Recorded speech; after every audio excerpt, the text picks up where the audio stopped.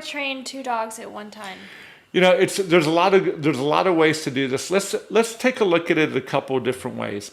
So way number one is like if you have both dogs out and you need to train both of them, get another family member involved. Okay, and I always encourage folks to get your kids, get your wife, get your husband, get your boyfriend, your girlfriend, get anybody involved in the household, to help you with the dogs. But then also for yourself, what should you do in those situations when you're trying to train 2 dogs?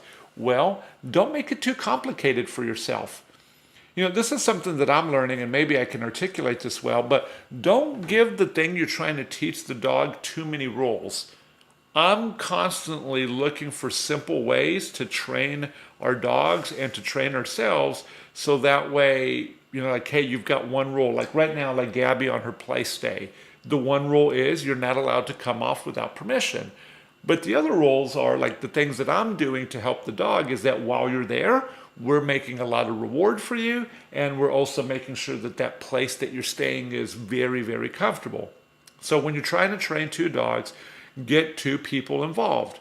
Now, let's kind of take it if you're by yourself. Let's just say that I'm an employee at a board and train center, and I'm going to be by myself for the next 3 hours, and I have 5 dogs to work.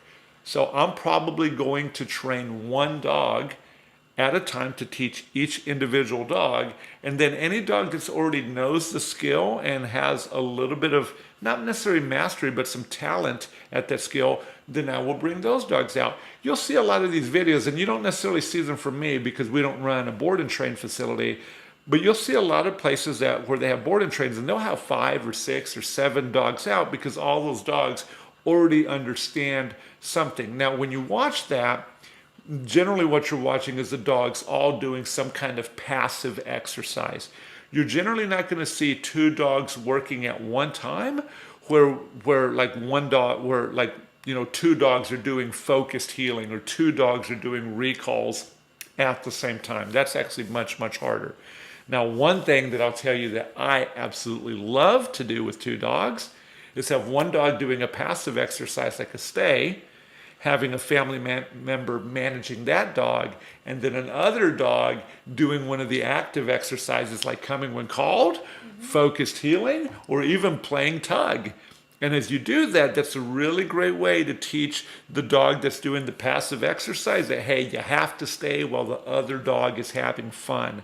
And really, that's going to help you develop that on-off switch on your dog to where they know, like, hey, I have to be calm when they tell me to, even though other exciting things are happening. So, just kind of look at it that way. Get family involved, and then have one dog do something passive and one dog do something active.